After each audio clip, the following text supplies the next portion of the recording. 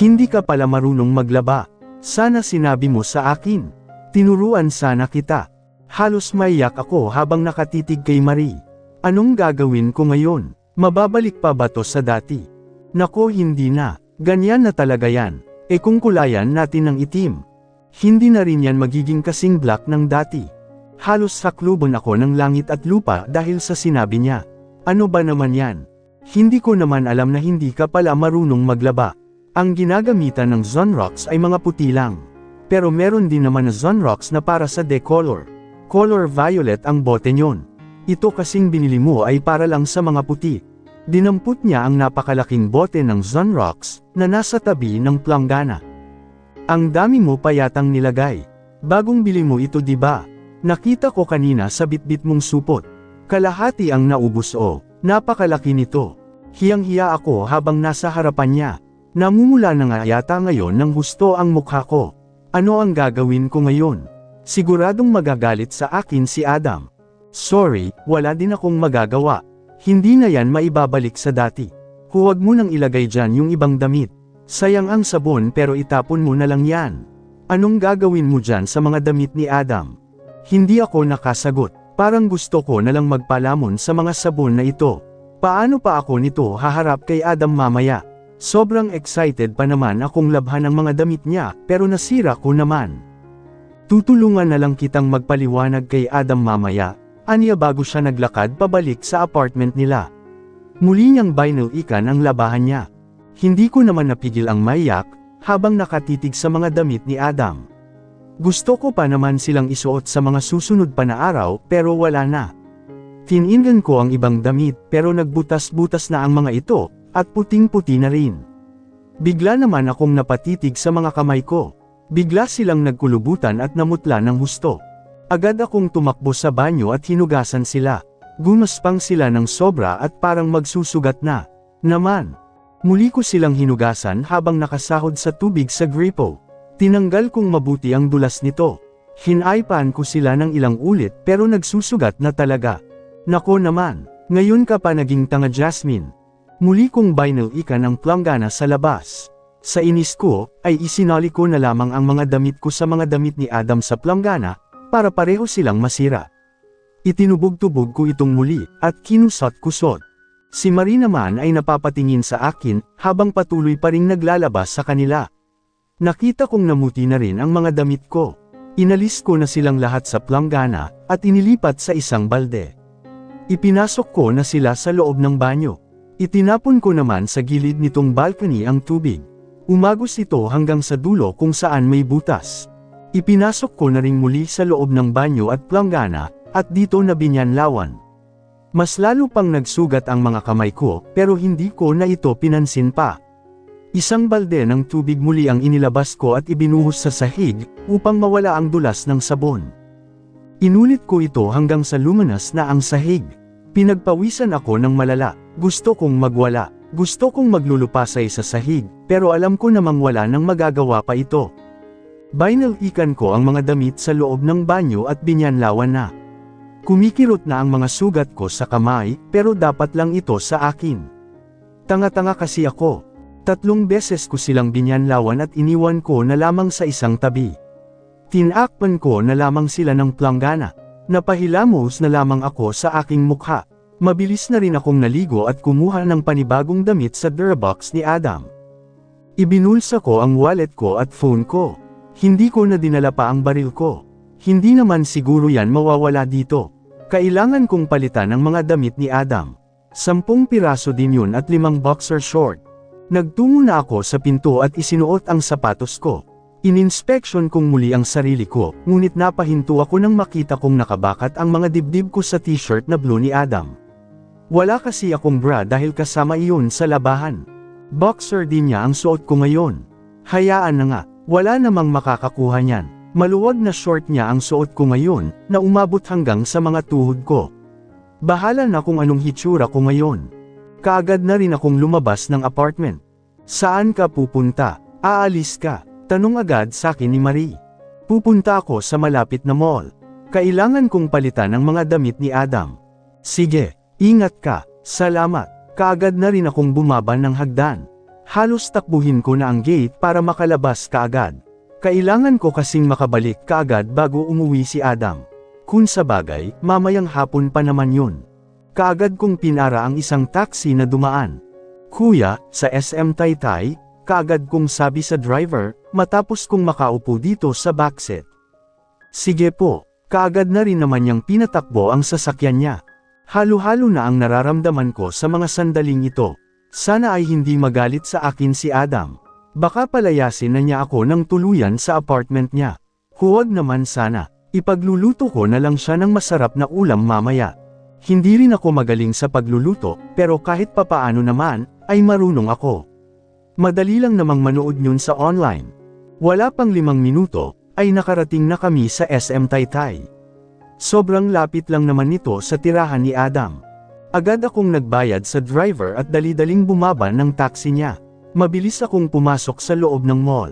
Wala na akong pakialam pa kung pinagtitinginan ako ngayon ng mga tao dahil sa poster ko. Maganda naman ako.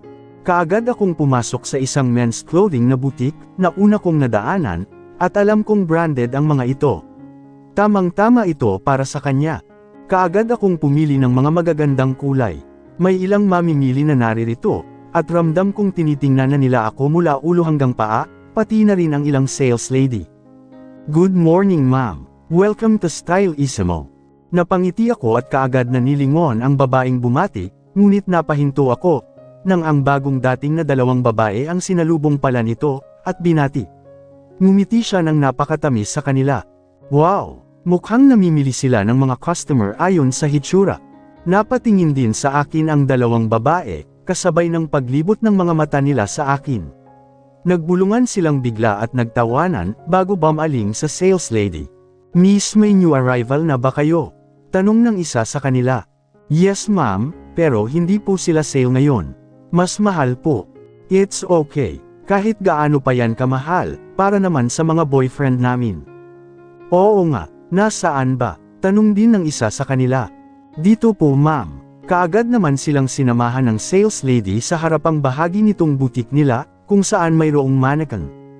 Heto po ma'am, limited lang po sa ngayon ang stocks nila. Bigyan mo kaagad kami. Sige po. Hello ma'am. Bigla naman akong napalingon sa isa pang sales lady na lumapit sa akin. Nakangiti naman siya at maamo ang mukha. Kailangan niyo po ba ng tulong ma'am? Napayuko ako sa hawak kong damit na nakahanger. Kaagad ko rin siyang ninitian. Pwede mo rin ba akong bigyan ng mga new arrival nyo? Napalingon naman kaagad siya sa kinaroroonan ng mga new arrival na damit, kung saan naruroon ang mga ipokritang customer at sales lady. Ma'am, ang pinakamura po yun ay 4,995. At ang pinakamahal naman po ay 6,495, mahinang turan sa akin ng sales lady, na parang iniiwasan niyang marinig ng iba dito. Nasa mukha din niya ang pag-aalala, na baka hindi ko kayanin ang presyo. Muli ko naman siyang nginitian. Paki-check na lang ng size nitong suot kong t-shirt. Hindi ko kasi napansin kanina eh. Sige po ma'am. Mabilis siyang pumunta sa likod ko, at tinignan ang laki ng t-shirt ni Adam sa likod ng leeg ko. Medium po ma'am. Okay, bigyan mo ako ng 20 pieces ng new arrival nyo. Iba-ibang colors and designs. May t-shirt, polo shirt, dress shirt, sleeveless shirt, v-neck shirt. Ano pa ba? Tumingin ako sa paligid hanggang sa may nakita akong mga jacket. Samahan mo na rin ng 5 jacket at 5 pantalon, lahat ay may iba't ibang kulay. Biglang nanlaki ang mata niya habang nakatitig sa akin. Talaga po ma'am, babayaran niyo pong lahat. Yeah, may card ako. Agad kong binuksan ang wallet ko, at ipinakita sa kanya ang black card ko. Ang black card ay isang napaka-eksklusibong credit card, na itinalaga para sa pinakamayayaman at pinakapiling mga customer. Napansin ko naman ang pagluwang bigla ng mga mata ng mga customer na naririto, pati na rin ang mga sales lady, habang nakatitig sa akin. Imposible, tingnan niyo naman ang hitsura niya. Baka hindi sa kanyang card yan.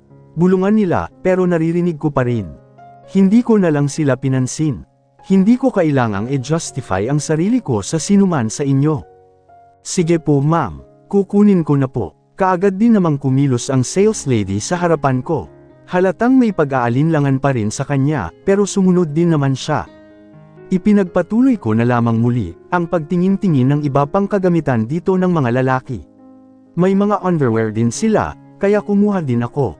Mayroong ding medyas, sinturon, kurbata, tuwalya, mamahaling pabango at kung ano-ano pa. Kumuha na rin ako ng mga ito. Shoes lang ang wala dito. Bilhan ko na rin kaya niyan si Adam.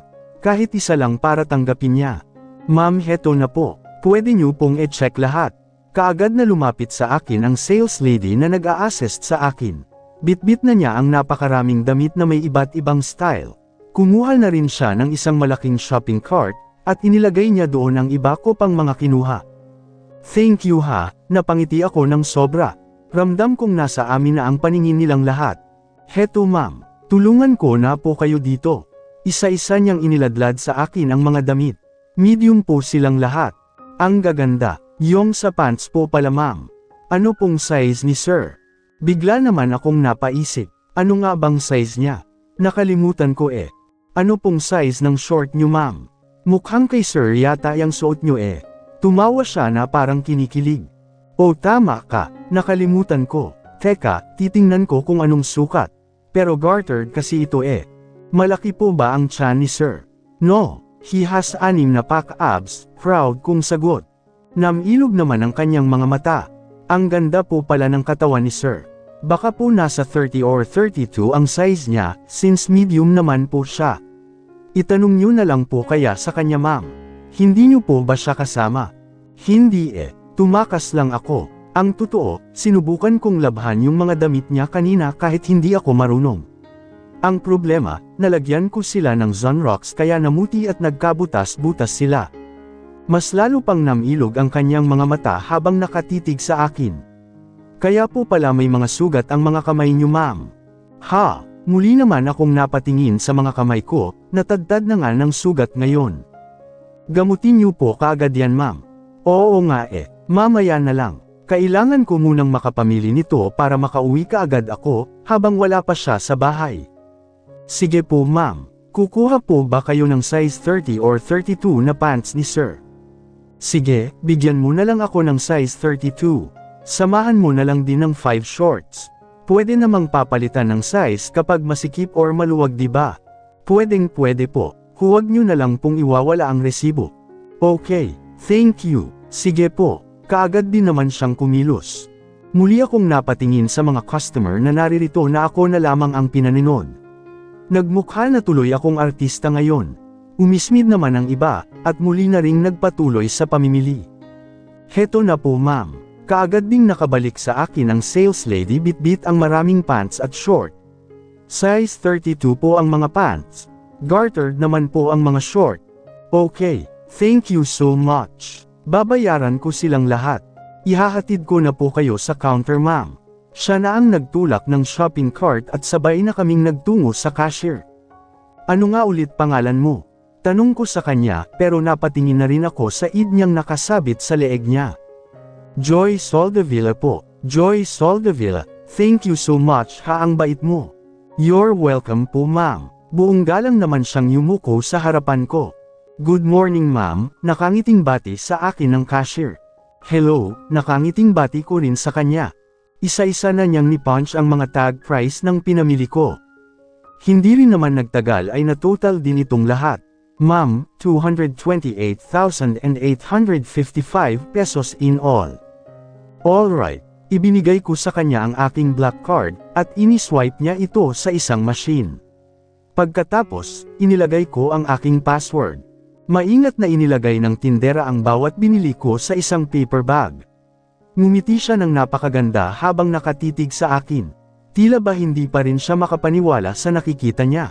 Ibinalik ko ang card sa wallet ko pero naglabas ako ng 11,000 pesos na cash.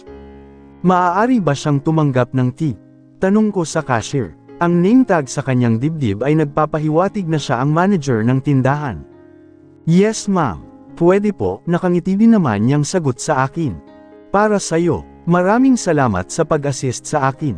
Mabilis kong hinawakan ang kamay ni Joy, at naglagay ng 10,000 pesos. Everyone naman ang gulat sa anyo niya.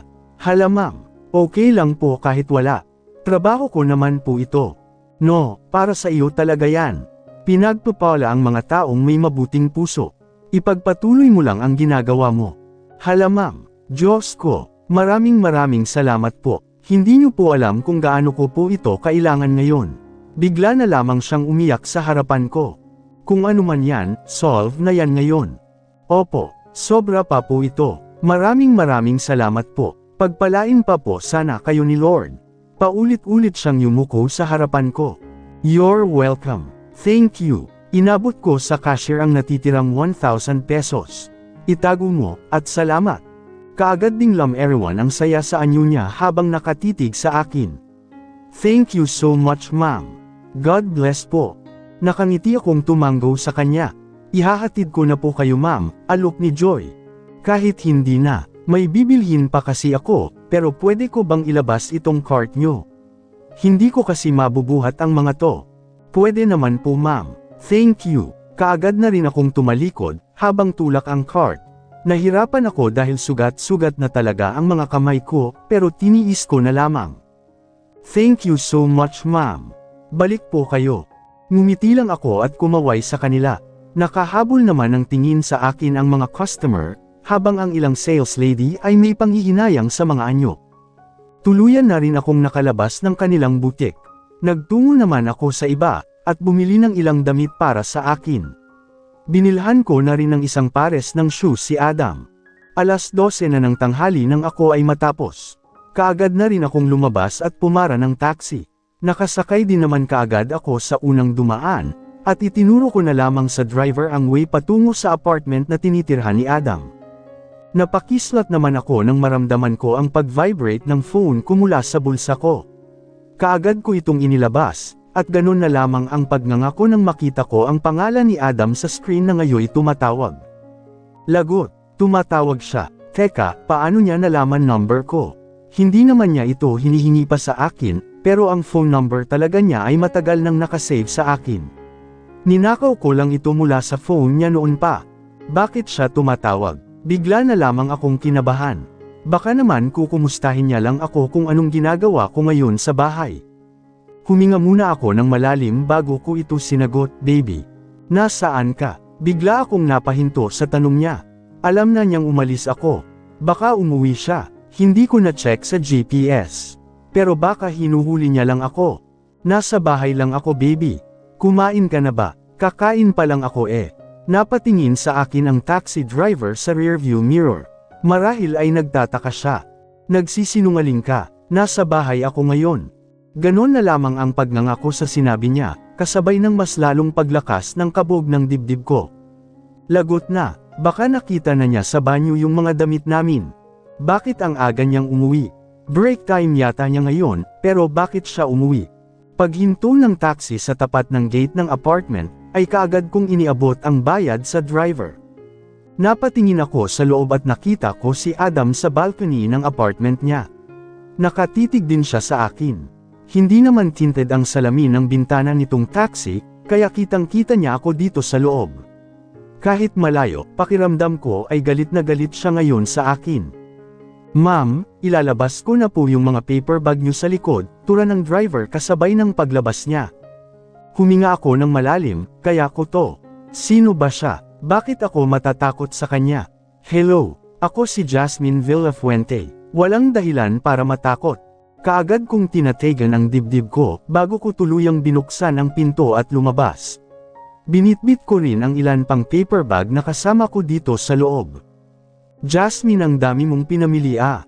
Napalingon akong bigla kay Marie na kalalabas lamang din ng gate.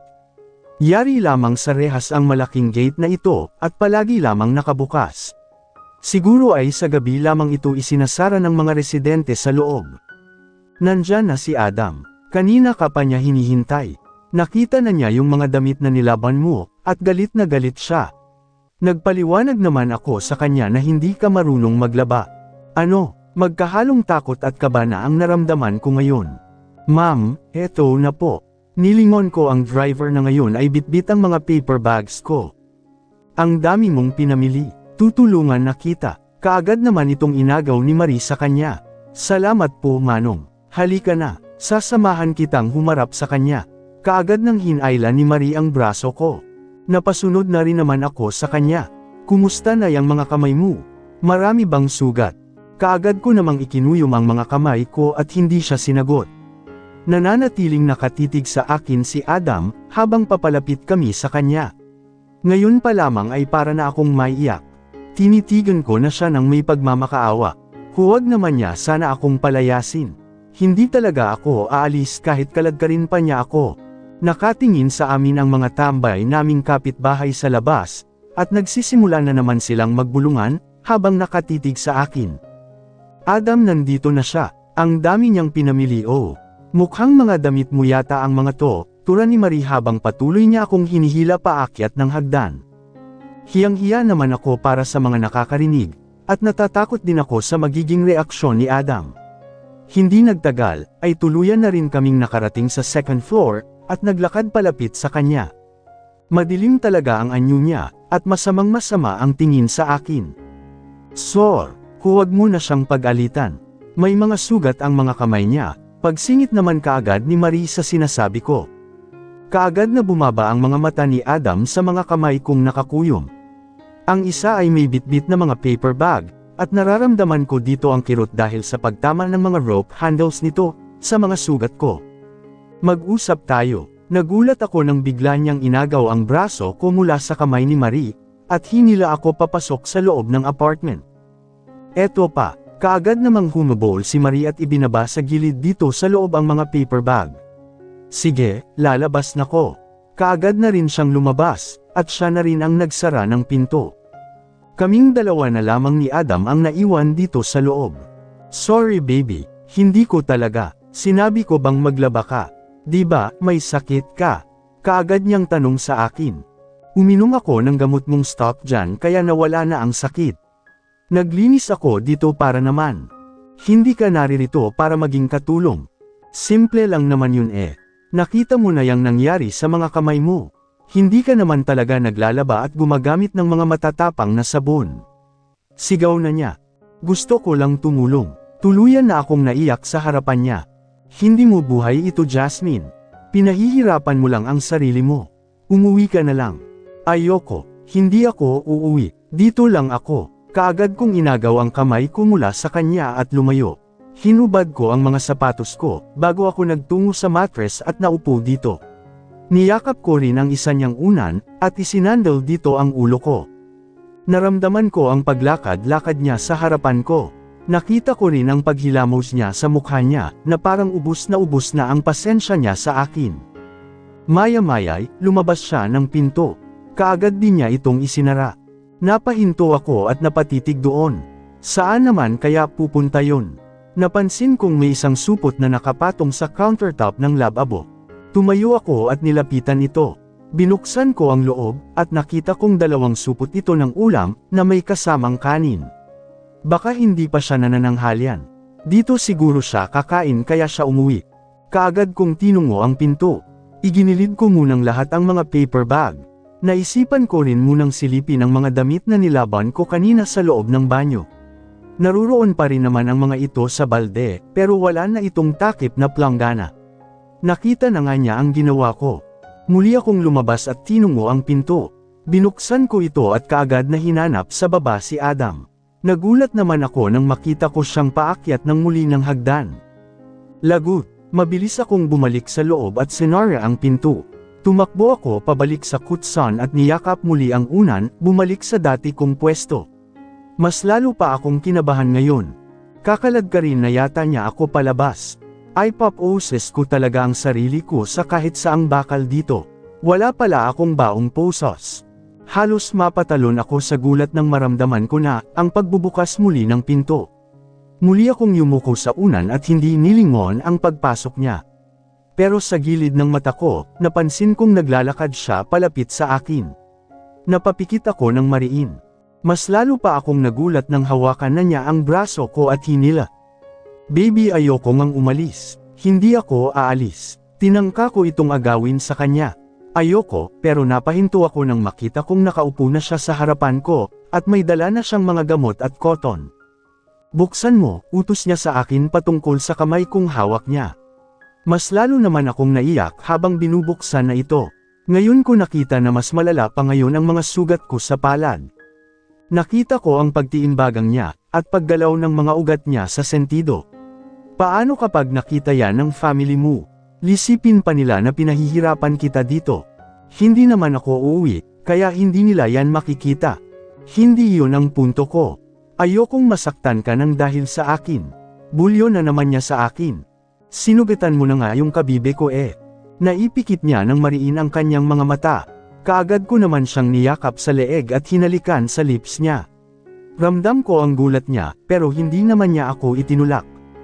Kaagad din akong kumalas. I'm sorry baby, I promise na hindi na mauulit. Hindi lang kasi ako nakapanood kanina kung paano ang tamang paglalaba. Hindi naman magsusugat ang mga kamay ko kung tama ang mga ginawa ko, pero sa susunod alam ko. Hindi ka na maglalaba kahit kailan, matigas naman niyang sagot. O sige, bibili na lang ako ng washing machine. Wala kang bibilhin na kahit ano dito. Ha, paano? Mananahimik ka ba o palalayasin na talaga kita? Bigla naman akong natahimik sa sinabi niya. Napahikbi na lamang ako habang nakatitig sa kanya. Para na nga yata akong bata ngayon sa harapan niya. Hindi ko alam na magiging ganito pa ako sa edad kong ito. Inumpisahan na niyang gamutin ang mga sugat ko sa kamay. Sorry na baby. Huwag ka nang magalit sa akin. Pinalitan ko yung mga damit mo. Hindi ko isusuot ang mga yan. Ha, napanganga naman ako sa sinabi niya. Baby, ako naman ang bumili niyan dahil nasira ko ang mga damit mo. O baka naman sinadya mong sirain para makabili ka ng mga yan. Muli siyang tumunghay sa akin, at tumitig sa aking mga mata. No baby, I swear, gusto ko lang talaga matuwa ka sa akin kaya naglinis ako dito at naglaba. Gusto ko talagang labhan ang mga damit mo. Nakita kong naglalaba din si Marie sa labas kaya minarights ko siya. Tinanong ko kung anong mga sabon ang ginamit niya. Pinanood ko lang kung paano siya maglaba. Ang mali ko, hindi ako nagtanong sa kanya kung paano ang mga step. Umiling siya at hindi sumagot. Muli niyang ipinagpatuloy ang paggagamot sa mga palad ko. Kahit itanong mo pa sa kanya. Excited pa nga ako kanina. Hindi ko naman alam na bawal pala sa decolor ang Sunrocks. Nilagyan ko ang buong planggana, para lumanas ng husto ang mga damit natin. Kasama nga din doon ang mga damit ko eh. Hindi pa rin siya sumagot. Inumpisahan na rin niyang lagyan ng benda ang mga kamay ko. Bakit ang aga mong umuwi? Akala ko mamaya ka pang hapon. Para hindi ko malaman na lumabas ka. Kaagad niyang tanong. Malalaman mo rin naman kasi nga, bumili ako ng mga damit natin. Bumili rin ako ng para sa sarili ko, nagulat ako nang bigla niyang hinawakan ang dibdib ko. Wala kang bra, gulat niyang tanong sa akin. Itinaas pa niya ang t-shirt ko, hanggang sa makita na niya ang mga dibdib ko. Ano ka ba naman Jasmine? Lumabas ka ng ganyan. Bigla na lamang bumalik ang galit sa anyo niya. Basa kasi ang bra ko eh. Iisa lang naman you. Hindi ka na sana lumabas pa. Hinintay mo na lang sana ako. Nagulat ako sa bigla na naman niyang pagsigaw. Hindi mo ba nakita yan? Bakat na bakat, nakita na yan ng kung sino-sinong tao dyan sa labas. Hindi naman halata, kalokohan. Bigla siyang tumayo at sinipa ang unan na nasa tabi ko. Tumama ito sa pader, muli siyang lumabas ng apartment, at pabagsak na isinara ang pinto. Napayuko na lamang ako sa dibdib ko at pinagmasdan ito. Medyo bakat nga ang mga dibdib ko dito, lalo't hindi naman gaanong makapal ang tela ng t-shirt niya. Ano bang ikinagagalit niya? Hindi naman nila nakuha, hind naman nila mahahawakan yan, dahil title sex sila sa Pluto kapag ginawa nila yon. Para lang ang mga ito sa kanya. Kaagad ko nang niligpit ang mga ginamit niyang gamot sa akin. May mga tira pa ang mga ito, kaya itinago ko na lang muna sa cabinet.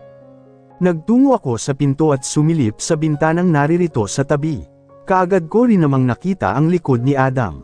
Nakaharap siya sa malawak na gallery sa baba, habang nakatuon ang mga kamay niya sa railings ng balcony.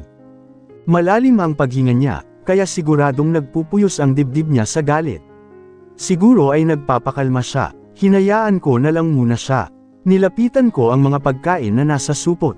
Inilabas ko ang mga ito at inilagay sa mga mangkok. Mukhang ginataang langka itong isa na may halong mga dahon, na hindi ko alam ang pangalan. Ang isa naman ay mukhang bulalong baka. Maiinit pa naman ang mga ito. Mukhang binili niya lang ang mga ito ng luto na sa labas. Inilagay ko na rin ang mga kanin sa plato. Medyo mainit pa rin ang mga ito. Inilapag ko na sila sa sahig kung saan kami kumakain. Nilagyan ko na rin ang mga ito ng kubyertos. Nagbaba na rin ako ng isang pitchel na puno ng tubig at 2 baso. Hindi na ako gaanong nasasaktan sa mga sugat ko, dahil balot na sila ng benda ngayon. Muli akong nagtungo sa pinto at binuksan ito. Naririto pa rin naman siya hanggang ngayon. Baby, kain muna tayo, nagugutom na ko eh. Please, mahinang sabi ko sa kanya. Hindi siya sumagot, ni hindi man lang niya ako nilingon. Bumili na rin ako ng mga underwear. Magsusuot na ako lagi. Sorry na baby. Hindi pa rin siya sumagot at parang hindi yata ako naririnig. Napilitan na akong lapitan siya, at niyakap siya mula sa likod. Huwag ka nang magalit. Hindi ko na uulitin ang mga ginawa ko, I promise. Sa iyo lang naman ako eh. Hinding-hindi ako mahawakan ng kahit na sino. Umabot na nga ako ng ganito katanda, ikaw lang naman ang nakahawak sa akin. Napansin kong may mga nakatanaw na sa aming mga tao mula sa baba, at sa iba pang apartment dito sa 2nd floor, na nakapalibot sa buong gallery. Baby, nakatingin silang lahat sa atin, bulong ko sa kanya. Napansin ko din naman ang pagtunghay ng ulo niya. Kaagad niyang inalis ang mga braso kong nakayakap sa kanya, at hinila na ako papasok sa loob ng apartment namin. Isinara din niya kaagad ang pinto, at tinungo namin ang mga pagkain sa sahig. Tahimik siyang umupo. Umupo na rin ako sa harapan niya. Ako na ang naglagay ng kanin at ulam sa plato niya. Break time mo ba ngayon? Papasok ka ba ulit? Tanong ko sa kanya, pero hindi pa rin siya sumagot. Ni hindi niya rin ako tinitingnan. Napasimangot na lamang ako. Galit pa nga siya sa akin. Tahimik siyang kumain. Nanahimik na lamang din ako, at nagsimula na ring kumain. Pasulyap-sulyap na lamang ako sa kanya. Kunot na kunot ang noo niya, at salubong pa rin ang mga kilay niya. Hanggang sa natapos na lamang kaming kumain. Siya ang nagligpit at naghugas ng mga plato. Di pa rin niya ako kinakausap. Isa-isa ko na lamang inilabas ang mga pinamili kong damit niya mula sa paper bag, habang nakaupo dito sa mattress. Baby, isukat mo kaya itong mga pinamili ko sa iyo. Ang gaganda nito, oh. They're perfect for you. Inilabas ko rin ang mga nasa isa bang paper bag, pati na rin ang sa akin. Baby, binilhan din kita ng pants, pero hinulaan ko lang ang size. Nakalimutan ko kasing tingnan kanina bago ako umalis eh. Hindi pa rin siya sumagot at napatitig na lamang ako sa kanya, nang isuot na niyang muli ang mga sapatos niya. Baby, binili rin kita ng sapatos. Ito na lang ang isuot mo. Agad akong tumayo at dinala sa kanya ang box ng sapatos. Nilagay ko ito sa tabi niya at binuksan. Kaagad kong inilabas mula dito ang napakagandang shoes. Ang tatak ng sapatos na ito ay kilala at lubos na iginagalang. Itinago ko na rin kaagad kanina ang mga resibo, para hindi na niya makita pa. Baby, ito na lang. Tingnan mo, matibay ito. Pero hindi man lang niya ako nilingon. Natapos na siya sa pagsusuot ng mga sapatos niya, at kaagad na rin niyang isinakbat ang bag niya sa balikat niya. Baby, napasimangot na lamang ako habang nakatitig sa kanya. Okay, ingat ka. Doon na niya ako nilingon at tumitig sa akin. Galit pa rin ang anyo niya. Sa oras na umalis ka habang wala ako, huwag na huwag ka nang babalik. Napahinto ako sa sinabi niya. Kaagad na rin siyang tumalikod at lumabas ng pinto. Pagkasara niya nito, ay malakas kong ibinato dito ang mga sapatos niya. Hindi nga ako aalis. Ang kulit mo, hindi na ito muling bumukas. Tinanaw ko siya sa bintana, at nakita ko siyang bumababa na ng hagdan. Di man lang nag-goodbye kiss. Huwag kang hahalik sa akin mamaya. Inis ko na lamang ikinandado ang pinto. Natano ko na lamang siyang sakay na ng motorsiklo niya, at umaandar na ito palabas ng gate. Hindi ako makakapaglaba ngayon, kaya minabuti ko na lamang na maghanap ng malapit na laundry shop. Kailangan ko kasing malaban muna ang mga pinanili kong damit namin, bago ito isuot. Nakakita din naman ako nito kaagad malapit sa parang talipapa. Maliit na pamilihan ito ng mga gulay, isda, karne, bigas at kung ano-ano pa. Gayunpaman, sarado ang ibang tindahan dahil siguro 2:00 pa lang ngayon ng hapon, at nagpapahinga ang mga tao. Babalik na lamang ako dito mamaya para bumili ng malulutong ulam. Mag-iisip din muna ako kung anong pwede kong iluto mamaya. Manunood din muna ako sa internet para hindi na ako magkamali. Nakakatakot palang magkamali dahil nagiging tigre si Adam. Pero bakit ako matatakot sa kanya? Dapat matakot siya sa akin. Remember, hindi ako nagpapa-under sa mga lalaki. Napalingon ako sa isang lalaking panay-panay ang tingin sa akin. Kakaiba ang mga tingin niya. May halong pagnanasa. Yumuko ako sa dibdib ko at dito ko nakitang nakabakat na naman ang mga ito. Kaagad akong humalukip-kip upang matakpan ang mga ito. Kailangan ko ring makauwi kaagad, dahil baka malaman na naman ni Adam na lumabas ako, at wala pa rin akong suot na bra. Pinalalabhan ko pa nga ang mga bra ko Hindi ko sila pwedeng isuot na galing sa tindahan at hindi pa nalalabhan. Siguradong pangangatihin ako. Maya-maya'y, napansin kong parang lumalapit dito sa kinaroroonan ko ang lalaki. Mukhang may nakasalang din siyang labahin sa washing machine, at binabantayan din niya. Miss, parang pamilyar ka sa akin, aniya, na siyang ikinatitig ko sa kanya. Ano po? Tanong ko sa kanya, parang nakita dati. Hindi ko lang maalala kung saan. Panipi. Nangunot ang noo ko habang nakatitig sa kanya. Hindi ko naman po kayo maalala kung nakita ko na rin ba kayo dati. Baka naman po kamukha ko lang. Saan ka ba nakatira? Biglang lamerawan ang gulat sa anyo niya. O parehas lang pala tayo ng tinitirhan. Saan ka doon? Mukhang doon niyo po ako nakita, kaya nasabi niyong pamilyar ako sa inyo. Hindi pa kita nakikita doon. Bago lang po ako dyan. Kahapon lang. Kaya naman pala, sinong tinitirhan mo dyan? May kamag-anak ka ba dyan? Boyfriend ko po. Kilala ko ang lahat ng tao doon. Sino doon? Muli akong napatitig sa kanya. Nagkalat na talaga ang mga merits kahit saan, mapababae man o lalaki. Yung pinakagwapo po sa buong compound, nakangiting sagot ko. Bigla siyang tumawa. Pinakagwapo. Tila nag-isip din siya. Ako lang naman ang pinakagwapo doon. Lihim akong napangiwi sa sinabi niya. Ang layo, mukha naman na siyang tatay. Moreno at medyo malaki ang katawan. Hindi naman ganun kalaki ang tiyan niya pero nakaumbok pa rin. Siguro ay nasa 50s na siya, pero feeling nagbibinate pa rin. Baka nga may asawa at mga anak na siya sa compound na yon. Hindi malabo.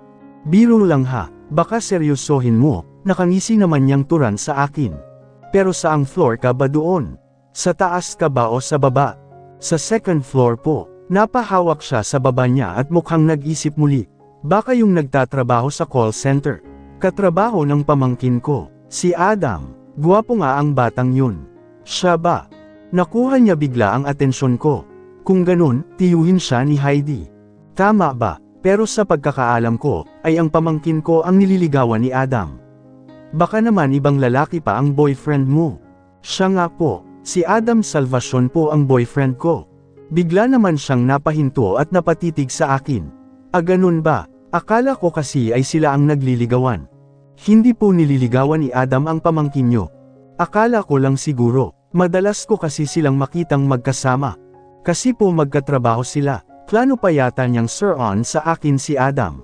Akala niya siguro ay hindi ko sinusubaybayan si Adam. Bago pa lang siguro kayo no. Napipika na ako sa mga tanong niya. Bigla na lamang tumunog ang washing machine ko, na laking pasasalamat ko. Hindi ko siya sinagot, at kaagad ko na lamang itong tinungo. Pero nakikita ko mula sa gilid ng mga mata ko, ang pagtitig pa rin niya sa akin na may halong pagnanasa. Subukan mo lang, Tattlesat ka talaga sa Pluto. Wala akong pakialam kahit maging ama ka pa ni Heidi. Gusto mo bang tulungan kita? Ako na ang magdadala ng mga damit mo sa apartment niyo, sabi niya sa likod ko. Hindi na po, malakas pa naman po ang mga braso ko. Huwag ka nang magpo sa akin. Hindi pa naman siguro tayo nagkakalayo ng edad. Malabo na po siguro ang mga mata nyo, diretsahan ko ng sagot sa kanya, habang inilalabas ang mga damit namin mula sa washing machine. Inihulog ko ang mga ito sa malaking basket kong dala. Mayroon namang bantay sa laundry shop na ito, na ngayon nakaupo sa dulo at nagtutupi ng mga damit. Self-service daw ito kaya binantayan ko na ang mga damit namin.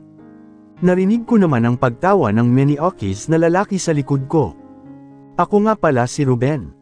Pwede ba tayong maging magkaibigan? Anong pangalan mo? Pasensya na po kayo, hindi talaga ako nakikipagkaibigan sa kahit kanino. Tumanda na po akong ganito na walang kaibigan. Mahirap din ang walang kaibigan. Kadalasan kasi, ay mga kaibigan ang tumutulong sa atin sa oras na nangailangan tayo. Mas madali silang lapitan kaysa sa sariling pamilya. Kayang-kaya ko naman po ang sarili ko. Hindi siya sumagot, pero nang lingunin ko siya, ay nakita ko ang maganda niyang pagkakangiti habang nakatitig pa rin sa akin. Natapos na rin ang mga isinalang kong damit, at sa bahay ko na lamang sila tatapiin. Mukhang matapang kang babae. Mga ganyang babae ang gusto ko. Palaban. Bumabaon po sa lupa ang mga taong sinusubukang kalabanan ako, nakangiti ko ring sagot sa kanya. Ganun ba? Anong nangyari dyan sa mga kamay mo? Sinulyapan niya ang mga kamay kong puno ng benda, pero hindi rin nakatakas sa paningin ko ang pagtitig niya sa dibdib ko, na siyang mas lalong nagpaalab sa kanyang mga mata. Ito po, ibinuka ko naman ang palad ko sa harapan niya. Hinaliw, kakahimas sa alaga ng boyfriend ko. Bigla namang lumawak ang ngiti niya habang titig na titig sa akin. Ang swerte naman ng boyfriend mo. Hindi ko siya sinagot. Binigyan ko rin siya ng malapad na ngiti bago ko siya nilampasan.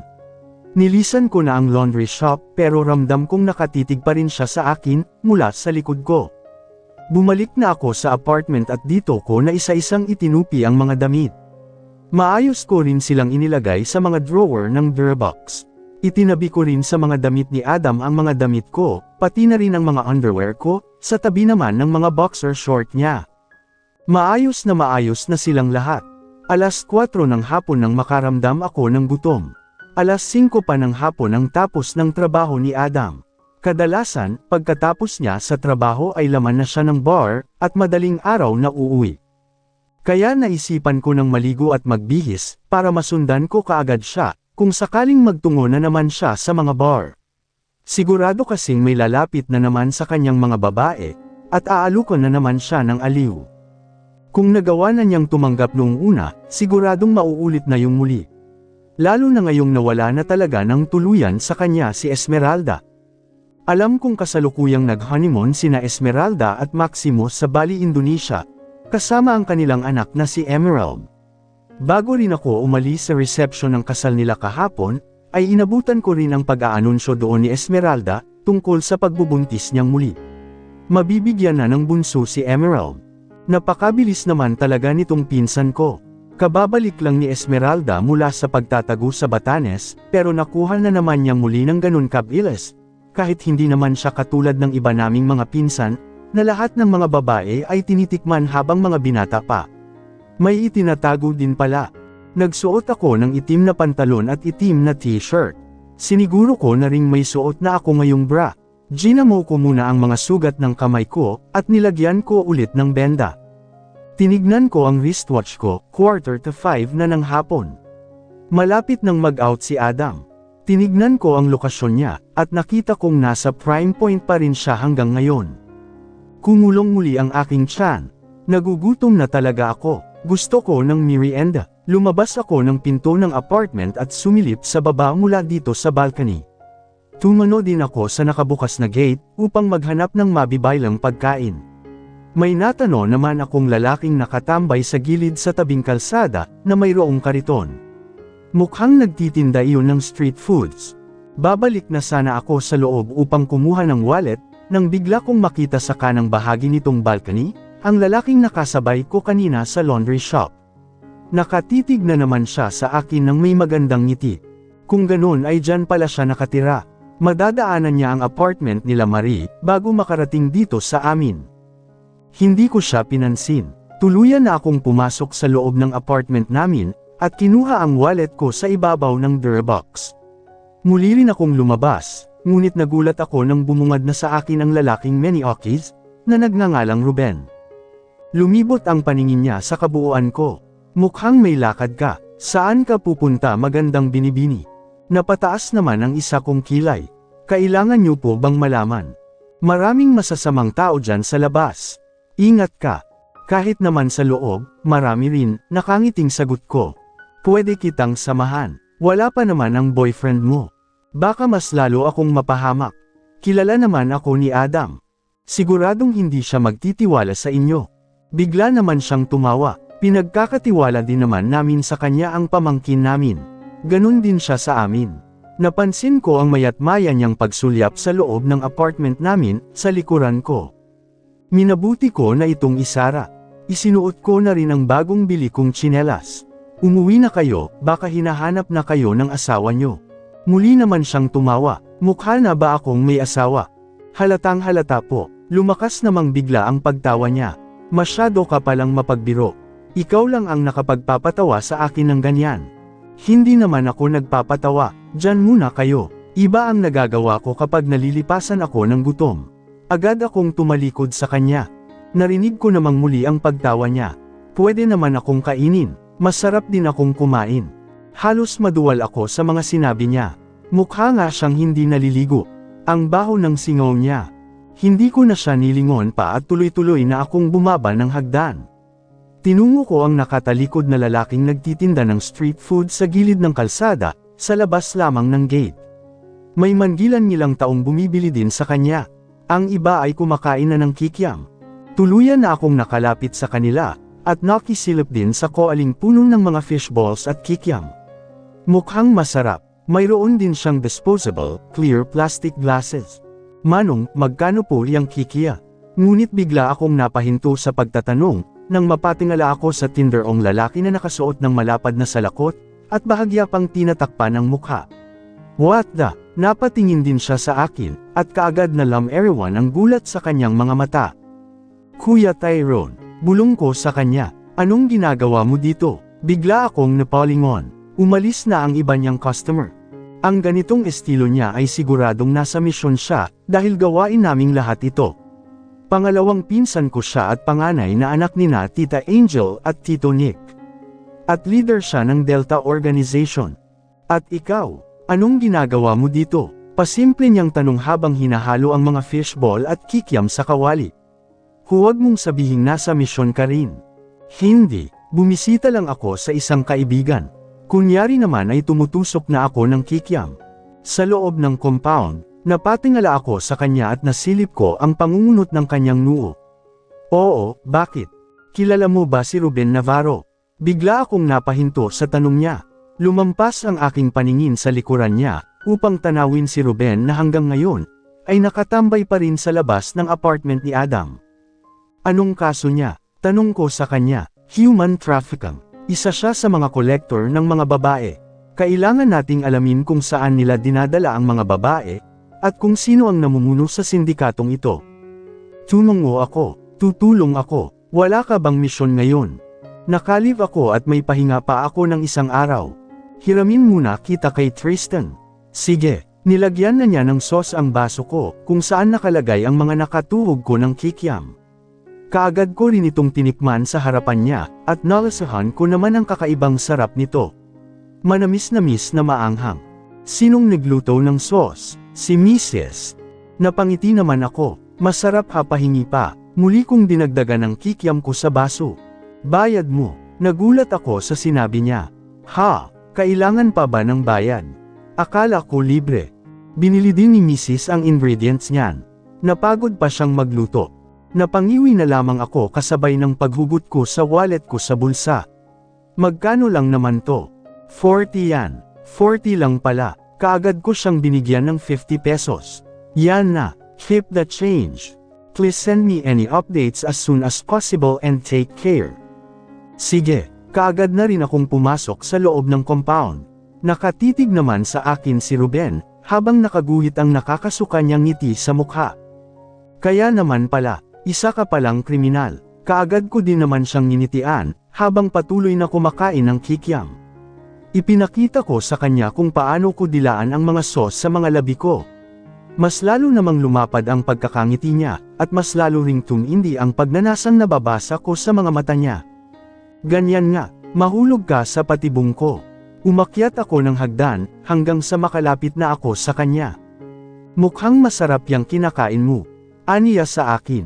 Masarap nga, gusto mo. Muli akong samubo ng kikiam sa harapan niya, kasabay ng paglabas ng dila ko. Muli namang gumuhit ang napakagandang ngiti sa mga labi niya, habang nakatitig sa bibig ko. Masarap din ang kumakain.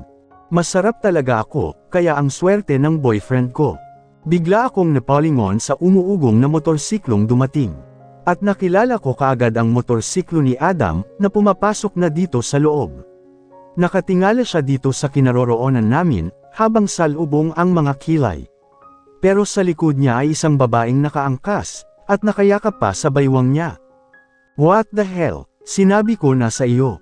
Mapagkakatiwalaan talaga siya pagdating sa pamangkin ko, turan ni Ruben sa tabi ko.